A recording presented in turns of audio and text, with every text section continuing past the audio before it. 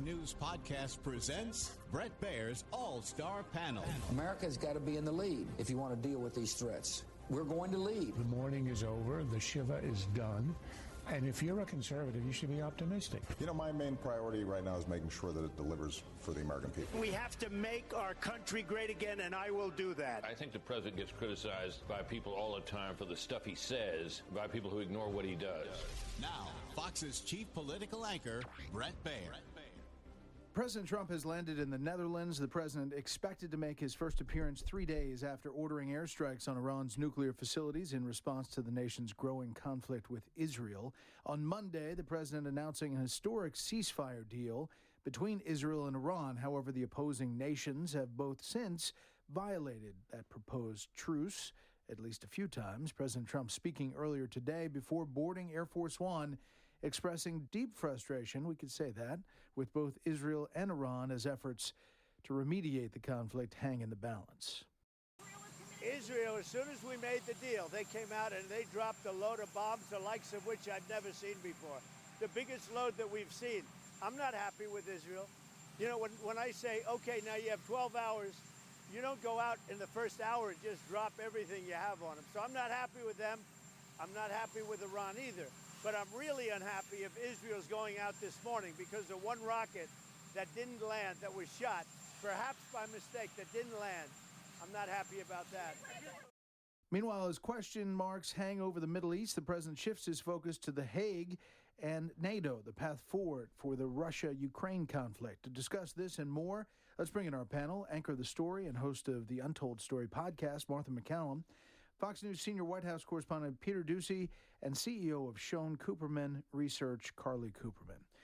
All right, Peter, you're out there. What's the reception for the president at NATO? So his reception here has been pretty good so far, except after all this pomp and circumstance and a greeting from the king and the queen, he goes to this dinner with the other NATO leaders, and all of a sudden, multiple outlets start dropping stories based on the same Defense Intelligence Agency assessment that nobody has seen.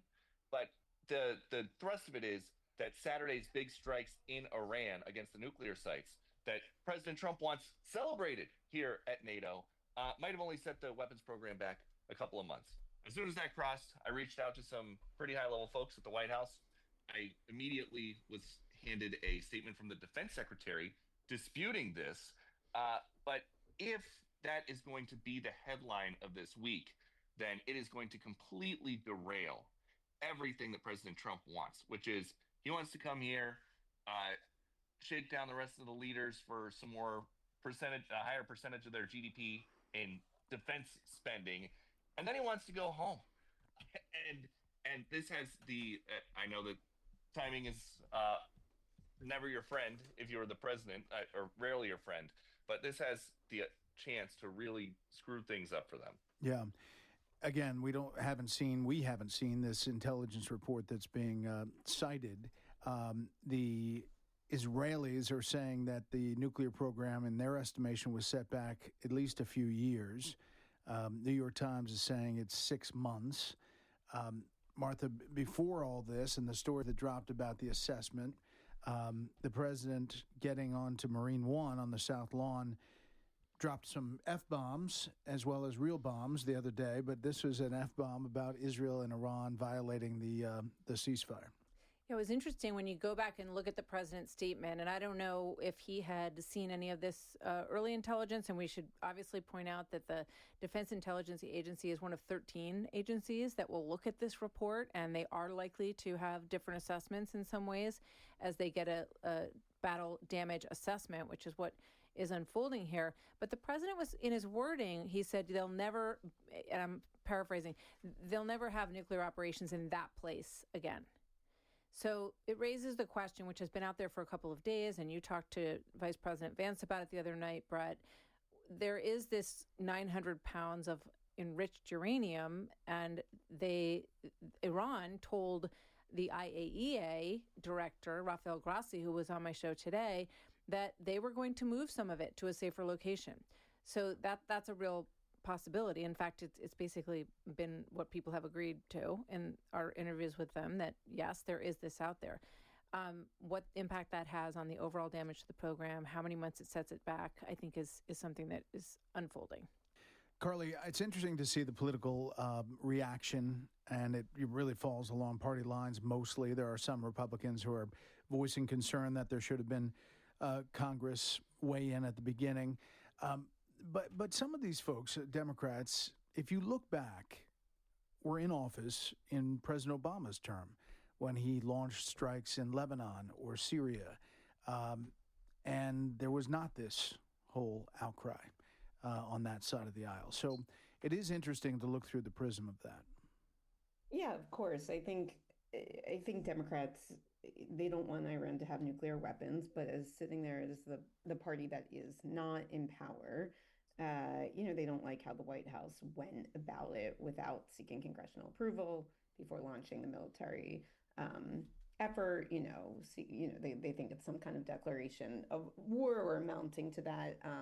Didn't see evidence that there was an imminent threat, all of that. But that being said, I think you're always going to see Congress protesting when the president, or at least the people who are not in power protesting when the president uses his authority. And you're also seeing that there's limits to what the Democrats are doing in terms of that opposition. They're not going to move forward in terms of pursuing impeachment. There's just a few outliers, I think, on the far left who are advocating for that.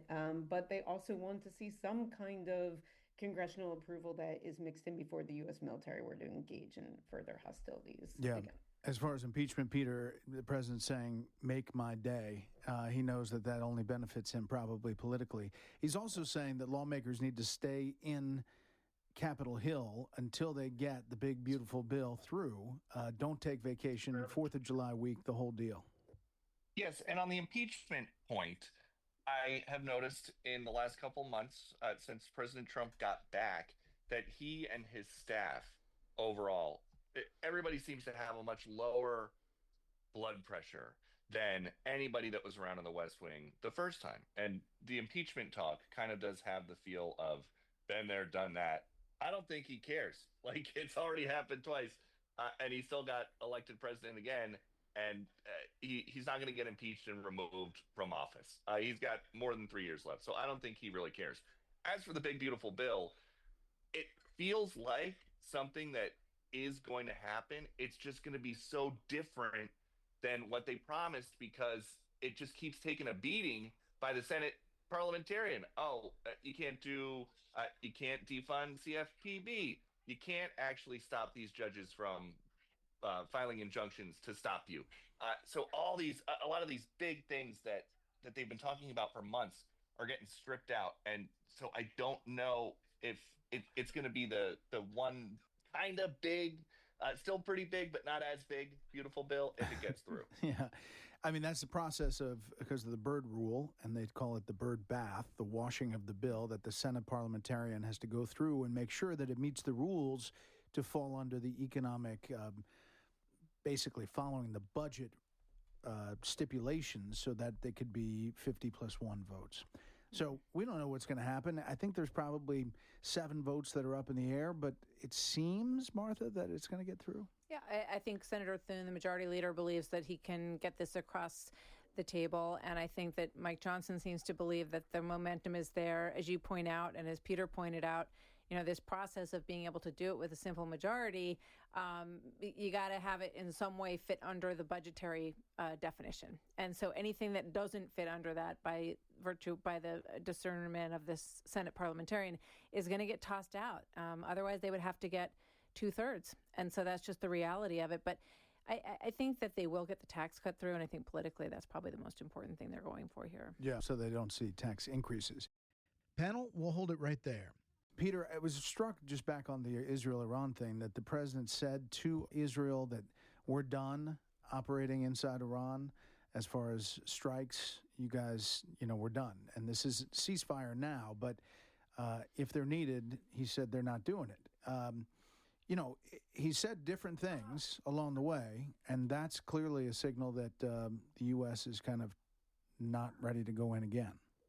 Right. And I talked to an official who heard that call today on Air Force One who said that it was exceptionally firm and direct when President Trump called Netanyahu. It was just a couple minutes after he referred to he dropped an F-bomb on the South Lawn talking about Israel and Iran. He is so frustrated. And it did take a lot to get him there to the point that he dropped the bombs in Iran on Saturday.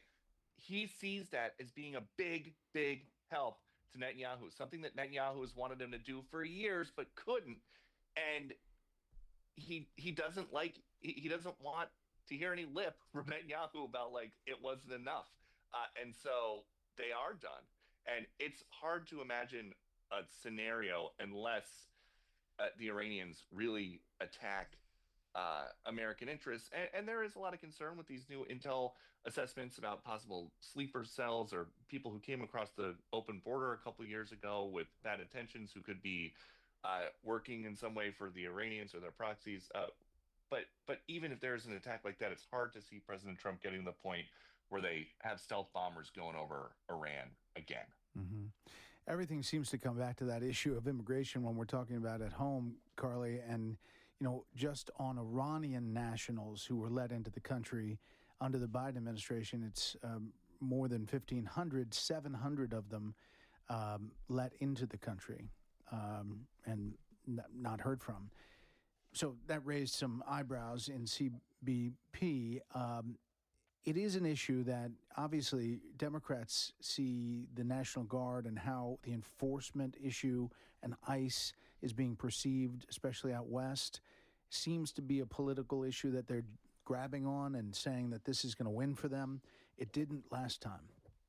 Yeah, I think broadly speaking, Democrats understand that voters do support efforts to curtail immigration, specifically illegal immigration, and also understanding that beneath that, there's a lot less agreement in terms of the approach and the procedures that are being done to address illegal immigration. So something like these ICE raids and some of the really aggressive and physical ways that some of these raids are being done, that's something that the American public does not like. And so I think they see an opportunity in terms of how this is being handled, if it's going to go too far, if it is being taken too far, along with other issues like the economy where voters are still frustrated. There's been 4 polls that have come out in the past week that shows voters are not in favor of the big, beautiful bill. And so I think they're looking at opportunities to poke holes into Trump's agenda and, going to seize on whichever opportunities continue to present itself. That said, it seems a long way away from 26, but it's only a few months away before we get there, Martha. And, Republicans I talked to seem fairly confident that they think the economy can hold its own. They think on foreign policy, some of these big issues can kind of come to a head in a good way for President Trump. And they don't see a voice or a message that is resonating, one of them, in the Democratic side. I think they've always felt that they wanted to front load some of this really tough stuff, dealing with the border, deporting people. Now they've got this Supreme Court decision that went their way in terms of further deportations. And I think that the bet is that if you do all of these things up front, whether it comes to bold action in foreign policy, bold action at the border, bold action on the economy, that people will start to see the benefits of this by the time it gets around to the midterm elections. And we'll see if that happens. I mean, when I look at the market right now, you look at the economy right now, it did not take a beating, at least so far, from these tariffs. There's a lot of discussion that maybe over the summer, the people's supply chains run out in different companies. They start to feel it a little bit more. That may be the case, but it has not happened so far, this big doomsday scenario from the tariffs. So we'll see how that plays out. Look at the market. Look at oil prices. I mean, oil prices have backed off significantly at a time when you have increased tensions in the Middle East. But in part because Iran seems like they're a little weak as far as their response. They're not going to clog up the Strait of Hormuz. I think that's all true, but I think that it's an overall signal that the market is sending that says that they are not fearful that tensions are rising in the region, that they are decelerating in the region. And I think that's significant. I mean, we'll see where it goes from here, but at least at this juncture, it seems pretty positive. Last thing, Peter, on these tariffs, he's obviously meeting with world leaders in NATO. He has one deal, UK. He has other deals apparently in the hopper, but the whole 90 deals in 90 days definitely did not transpire. And where are we on tariff deals? Well, look, we're like 2 weeks away from President Trump dropping 50% more in tariffs on EU countries if they cannot come to some kind of a deal. It has felt, though, for a long time like when they said 90 deals in 90 days, they would all come. Most of them would come at once because President Trump has alluded to this idea that he could just appear at any time with a piece of paper and it would have all of the new terms on it. It seems like that is the direction that they are going. We know that negotiations have continued even with all the problems in the Middle East. But we don't think that that's going to be something that they talk a ton about here, even when they are all in the same room. We shall see. Panel, thanks so much. Now for a bit of history. On June 24th, 1948, the Berlin blockade began, a pivotal turning point in the Cold War when the USSR blocked all ground access to West Berlin. It was a Soviet attempt to block the United States, France, and Great Britain from their respective military positions in Russian-occupied East Germany, subsequently cutting off essential aid to around 2.5 million in Germany and other European nations impacted by the war. Over the next year, Western allies began airlifting resources to West Berlin, evading the blockade, continuing to provide support to those living within the region. The division between East and West was the foundation of the military alliance between Western allies, eventually leading to the establishment of the North Atlantic Treaty Organization, or NATO, where Peter Doocy is. That was 1949. That'll do it for this week. You can hear more of this series at foxnewspodcast.com or wherever you download podcasts. Make sure to leave a rating and a review. For Martha, Peter, and Carly, I'm Brett Baer. We'll see you next time. Listen ad-free with a Fox News Podcast Plus subscription on Apple Podcasts, and Amazon Prime members can listen to this show ad-free on the Amazon Music app.